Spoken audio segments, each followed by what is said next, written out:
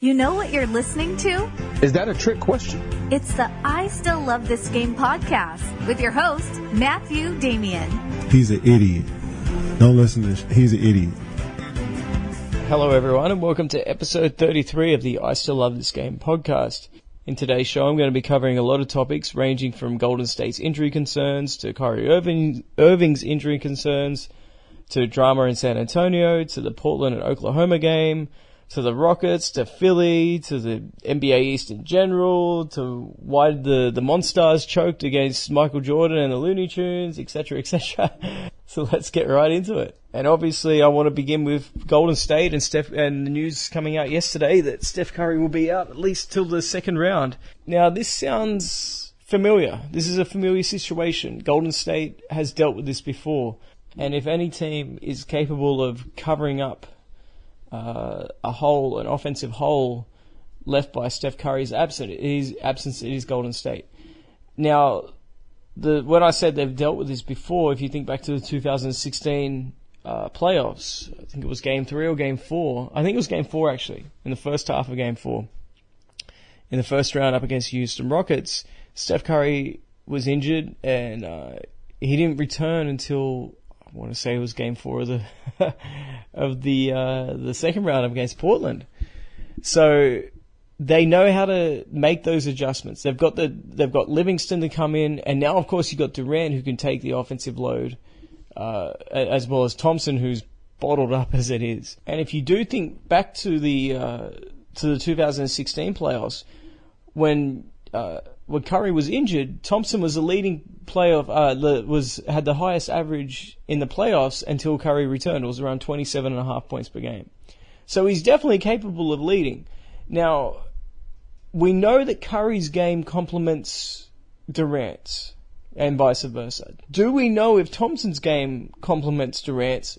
Should they put Thompson as the 1A or the 1B and Durant being the 1A or 1B? Right now, Thompson's a distant third when Curry and Durant are playing. So that'll be interesting. The other thing to keep in mind is back then in 2016, way back then in 2016, such a long time ago, right? Now, back in 2016, Livingston was younger, Iguodala was younger, they had Harrison Barnes. There were players that were capable of stepping up on any particular night and filling that role in terms of scoring.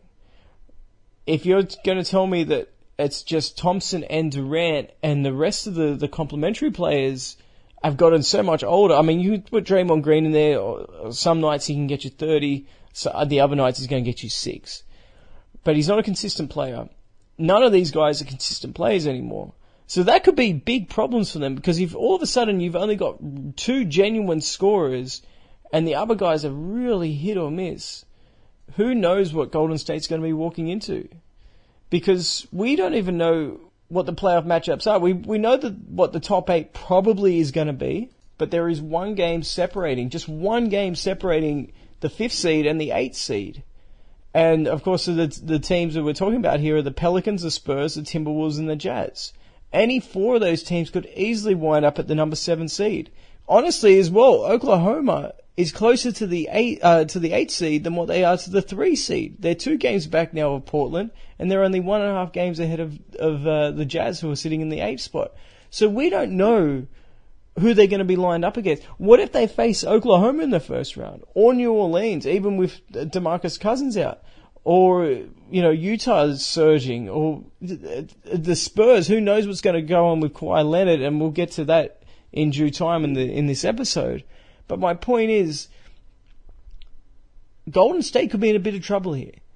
And the other thing I wanted to mention, though, is they may have us completely fooled. Curry's from the Popovich coaching tree, and Popovich loves to rest his players. And we've seen the backlash towards tanking in recent years by the NBA. And maybe this is a self-imposed releasing of tension and pressure by Golden State. Because in a week's time from now, we're going to be talking about how all the pressure is on Houston. They're going to win 65 games or thereabouts. They're going to have the number 1 seed. They will have completely run away with the best regular season record in franchise history as well as in the NBA for this season. Harden is deservedly the MVP this season. Chris Paul has a lot to prove, as does Harden in the playoffs, as does D'Antoni, as does pretty much everyone not named Trevor Ariza on that team. Despite the fact that Golden State has made 3 straight finals, have won 2 titles, they were 1 game away from a three-peat, all the talk's going to be on Houston. So who's to say that this isn't, one, to rest up Curry, because he is injury prone, and maybe they're erring on the side of caution. I'm not saying they're faking an injury or anything like that, but is it possible that they are going super cautious? Not just with him, by the way. Durant is out. Thompson has been out. Honestly, since the All-Star break, I can't remember all 4 of their All-Stars playing together. In fact, this season, not this season, but this year, I can't remember all 4 of them playing together, with the exception of the All-Star game. So, the point that I'm trying to make here is, it could be mind games that we just don't know yet. But if it's not mind games, then it's pretty serious. And it might be time that we really reevaluated who the favourites are in the NBA. Personally, I've said for a while now that I don't think Golden State's going to win the title this year. And that's when they were healthy. Now, if they're not healthy, then obviously I'm not going to change my pick. I went with Oklahoma, but I also said that I think Houston will beat them too if they were to meet in the playoffs. And of course, I stand by that. But what this does remind me of, and the Lakers didn't do this, they didn't rest players or have injury concerns, major injury concerns. But it reminds me of the 2002 Lakers going up against the Sacramento Kings. And all the pressure was on Sacramento. And quite honestly, Sacramento should have won that series. But the Lakers, a very controversial series, especially Game 6, the fourth quarter of Game 6. Look it up. If you don't know it, then you need to know it as a basketball fan. You need to know this stuff. The NBA does try to hide these kind of controversies in due time, but if you're a genuine fan, you'll know about that game and that series. But the lead up to it, it reminds me so much of that in terms of, okay, you've got playoff history between the Kings and the Lakers, just like you have between the Rockets and the Warriors. You have an emerging MVP candidate, consistent MVP candidate, honestly, in Chris Webber. You've got that in James Harden. You've got a coach that's never won it before, but has been close so many times, Rick Alderman and Mike D'Antoni. You've got the addition of Chris Paul and Mike Bibby. Of course, that probably sounds sacrilegious to a lot of people, but just keep in mind, Mike Bibby was a very good player. He was probably the best player in that series. Not the most important or the most dominant, but he was the best player in that series up against the Lakers. He was very, very good. At least their best offensive player or their best scoring threat. I can't put him ahead of Chris Webber. Webber did everything for those guys. But in terms of scoring, he was their most consistent. He was their number one option. And he wasn't a great point guard, even though he was technically a point guard. But that was Webber and Vlade Divac who really ran that offense. It was a beautiful offense to watch. If you get a chance to watch some of those games from those early Sacramento Kings, from the early 2000 Sacramento Kings, and you'll see what I'm talking about. One of the best teams, one of the top 5 teams to never win a title. And, but yeah, I'm getting a little bit off topic here, but it does remind me of that rivalry. And it would be great to see these guys meet in the conference finals, but we do have obviously Oklahoma and Portland looming. And both of those teams are more than capable of causing an upset in the second round, or the first round, depending on where Oklahoma ends up. But we'll get to that in due time. Now, Golden State's not the only team with championship aspirations that is facing huge injury concerns. And Kyrie Irving's... Look, there's no... Even with James Harden and the way that he scores, there is no team that is a championship contender that relies more on one scorer or one player to create offense than Kyrie Irving and Boston. The last couple of years, you could say James Harden, sure, but not with Chris Paul now. And Gordon Hayward, of course, being injured, and Jaylen Brown being out for quite a bit of time as well. So, if I'll say this right now. If Kyrie Irving is not back by the playoffs for the first round, I'd be surprised if they make it out of the first round. Because right now they're lining up, I believe they're lining up with Milwaukee. Milwaukee has a lot of talent. Remember what Milwaukee nearly did to Toronto last year. Now, Toronto was a very different team in the playoffs to what we're seeing now in the regular season. But they really slapped up the Raptors in a few of those games. And I thought they were the better team out of the Raptors.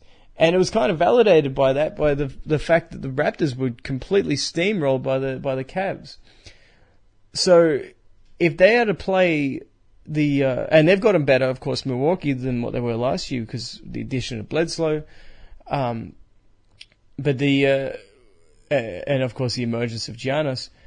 But if they had to play Boston in the first round, now of course I'm not discounting Boston and their ability to just find a next man up kind of mentality, and you can get away with that every so often. But at some point, you're playing with fire, you're going to get burnt, especially in a 7-game series.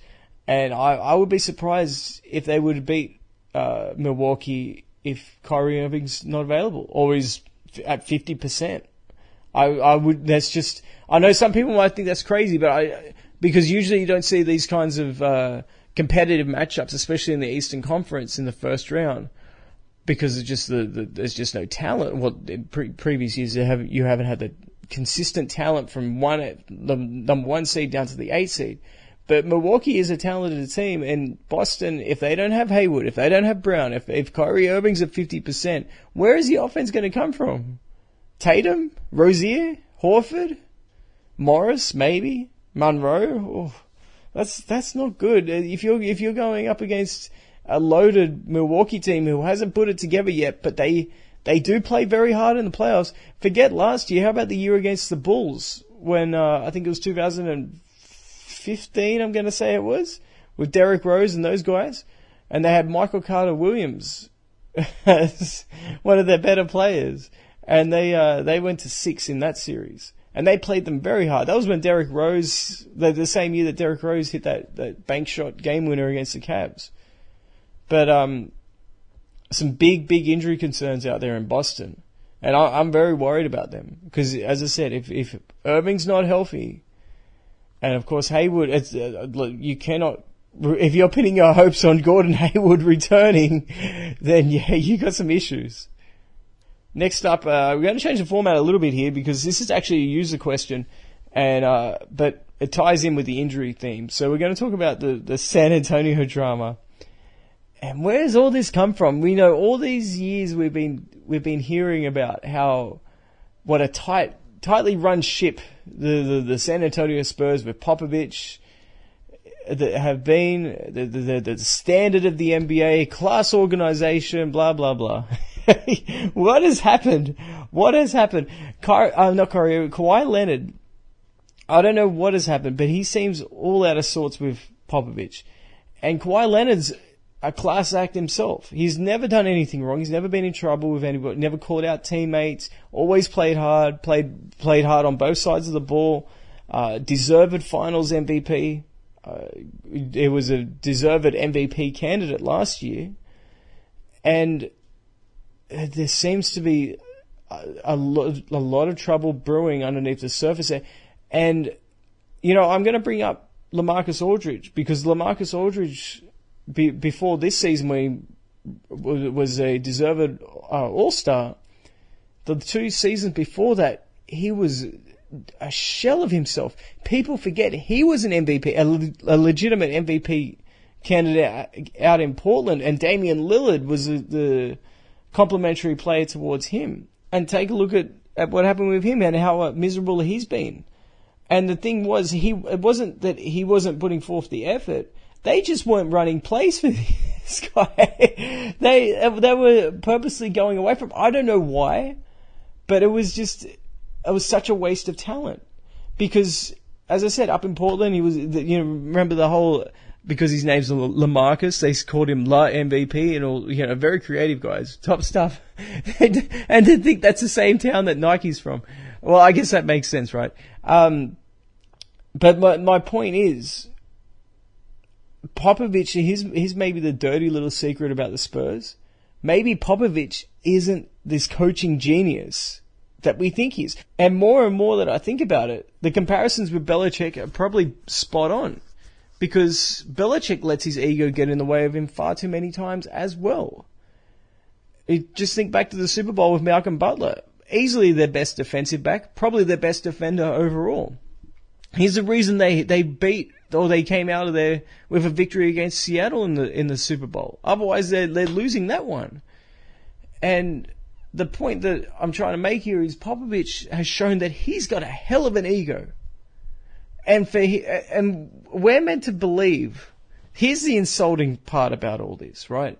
We're meant to believe that veterans, of all people, how many games has Manu Ginobili missed in the last 4 or 5 years? Same with Tony Parker. And we're meant to believe that these are the guys calling out Kawhi Leonard? Are you kidding me? And if they are, they can go to hell. Because we don't know what Kawhi Leonard feels when he walks on his ankle or his knee, or I don't even know what injury it is, right? But if you can't prove what that man is feeling, then shut up. Everyone that says that he should be playing needs to shut up. They really do, because if we cannot determine, there's no way we can prove what's going on there. So if you can't prove it, just be quiet. Having a players-only meeting, which is a load of BS anyway, especially in that organization, because everything is run by Popovich. He micromanages. Let's not kid ourselves. Do you think that if he didn't want a players-only meeting to happen, that it would happen? I don't think so. It absolutely would not happen. But in a players-only meeting, if they're going to call out Kawhi Leonard, what good does that do? What good does that do? If Kawhi Leonard has checked out mentally and he doesn't want to play, what good do you think calling him out is going to do? It's just going to validate why he doesn't want to play. That's just common sense. But I don't think it's the players at all. I think this is all Popovich. And I mentioned before the dirty little secret. Maybe he's not this mad genius or this mad scientist. That we think that he's a basketball guru. If he's a basketball guru, let me just ask you this.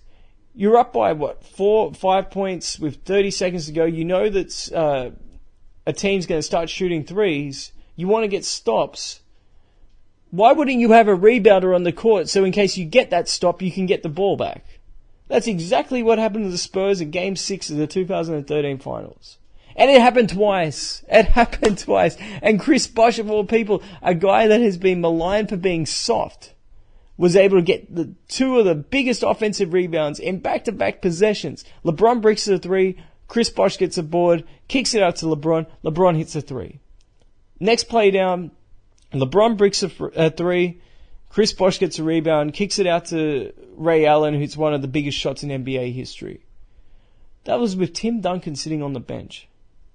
And maybe their biggest player, from a size standpoint, was Boris Diaw. They had Boris Diaw there, and they wondered why they couldn't get the board. Greg Popovich, I don't want to keep bringing this stuff up, but why does he get a pass on everything that goes wrong? This is ridiculous. This entire situation is on him. If he's such a great coach and a great leader, he needs to get these guys back together. They are lost. They are completely lost. LaMarcus Aldridge has had such a great season this year, and all the talk is about Kawhi Leonard. This is insanity. And Popovich, being like a little coward, is hiding behind his players in Tony Parker and Manu Ginobili. It's not even really Manu, actually. Manu just said that he's not waiting for Kawhi to come back because he doesn't think he's going to come back.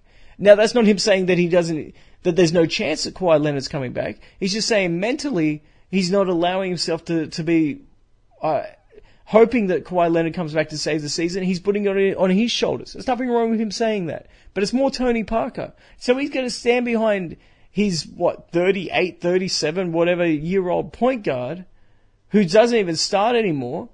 Grow some, you know what?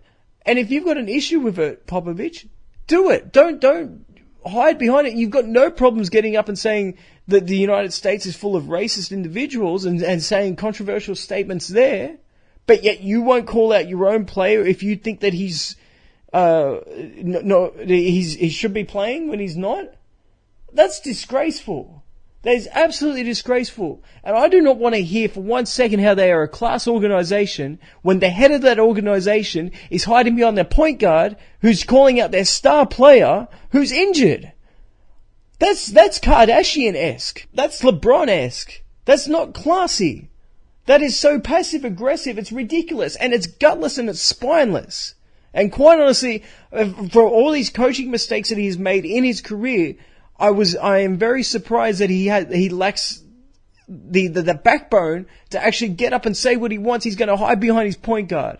What an absolute joke. That's disgraceful. That is absolutely disgraceful. And if Kawhi Leonard has a problem with Popovich, as I said before, where he might be feeling validated after the players only meeting, I completely side with him.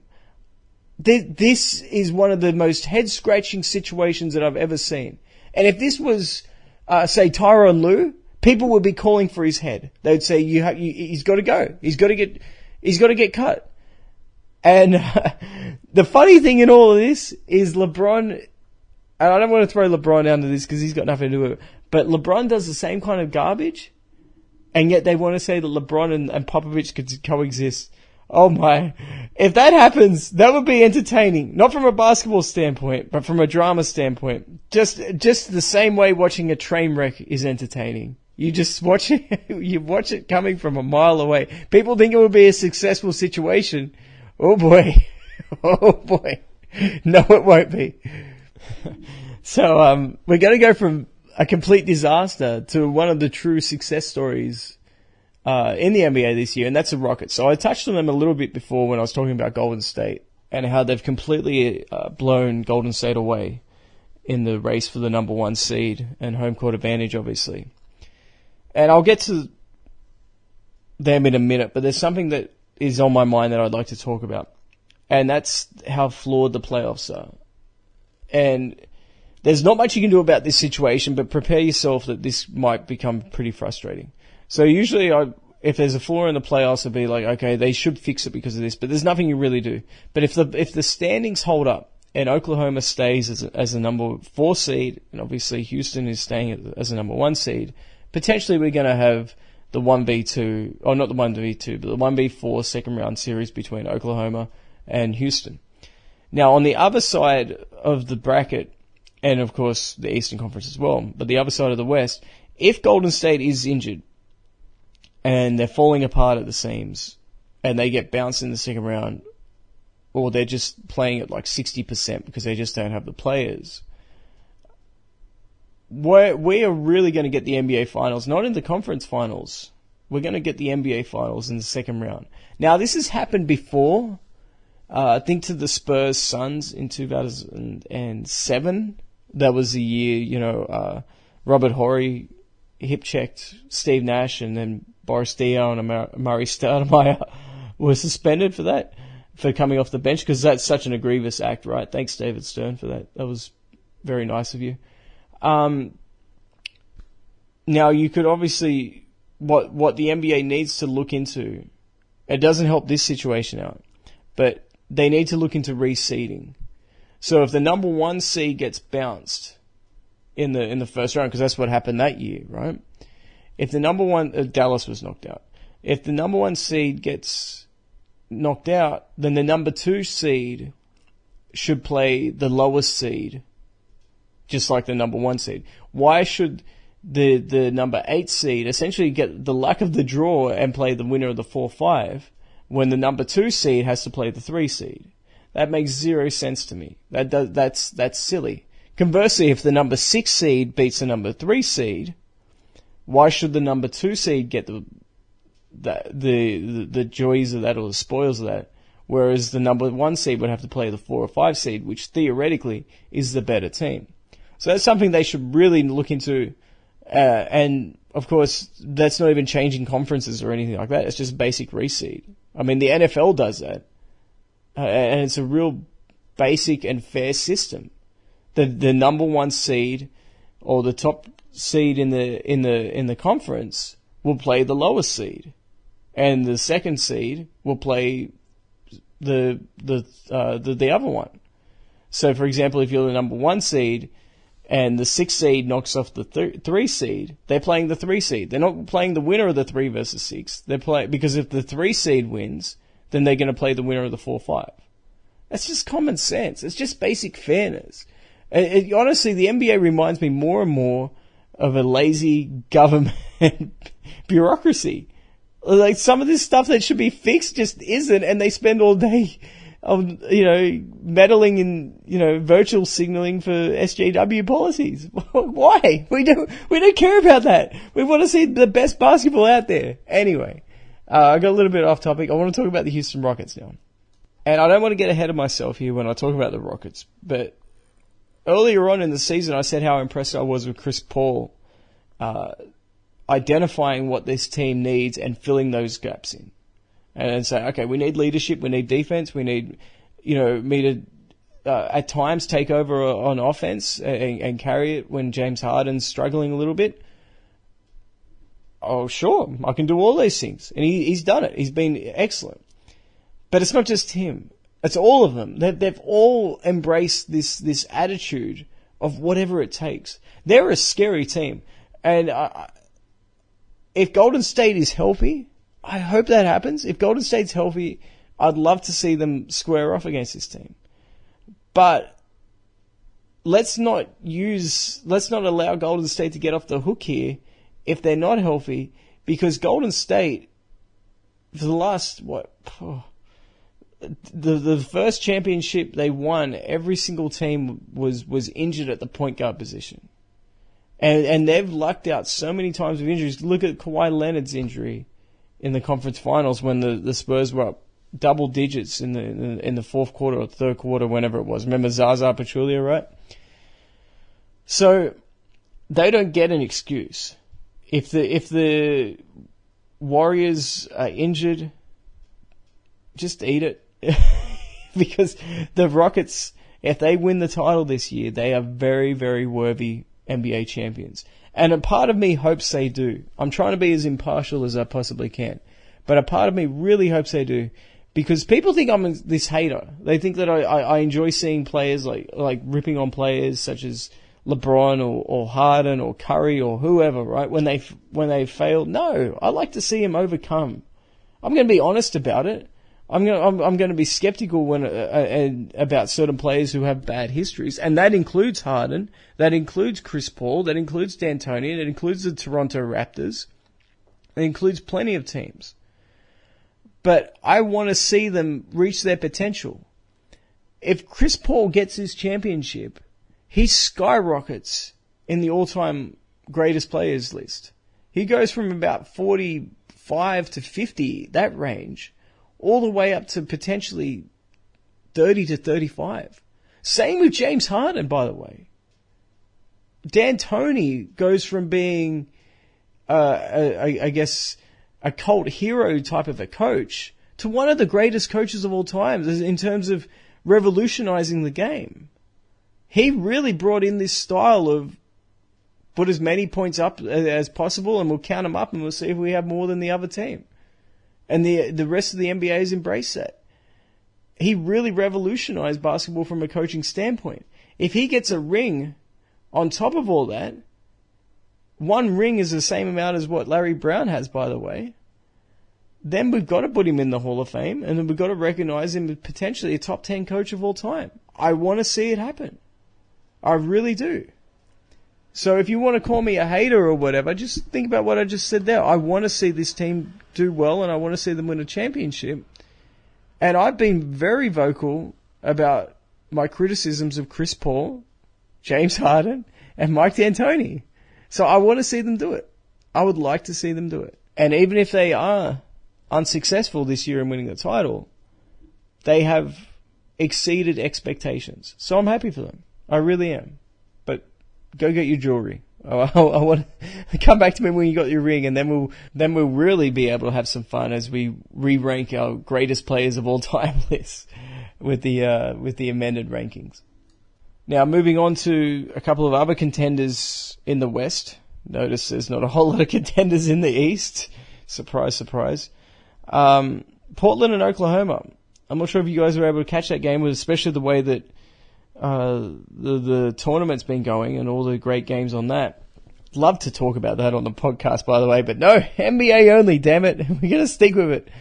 But yes, Portland, Oklahoma, excellent game. And there's going to be a lot of talk about what's wrong with Carmelo. He's just getting older. And he is sort of a one-dimensional player. It kind of reminds me of when Barkley went to Houston, and then at some point his body the limitations were too much. But he's not as bad as that. So let's not go to that extreme just yet. But also keep in mind that Portland has played some incredible basketball since the All-Star break. And they're sitting pretty good at number 3, especially now with the uncertainty of Golden State. I mean, who would be shocked if they made the conference finals? I mean, I wouldn't be. Especially the way that Portland and Damian Lillard specifically really steps up and goes at Golden State. So that would be an interesting series.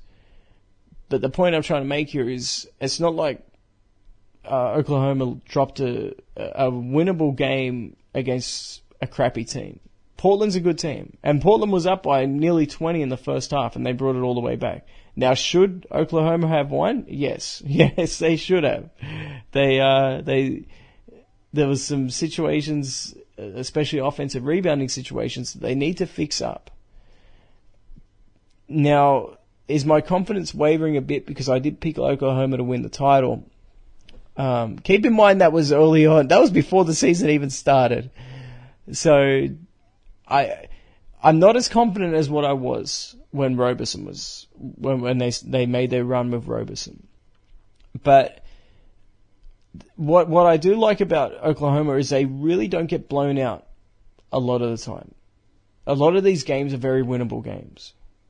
So I like their chances, and I like the pressure they put on teams to have to do things like get offensive rebounds to scrape out a victory.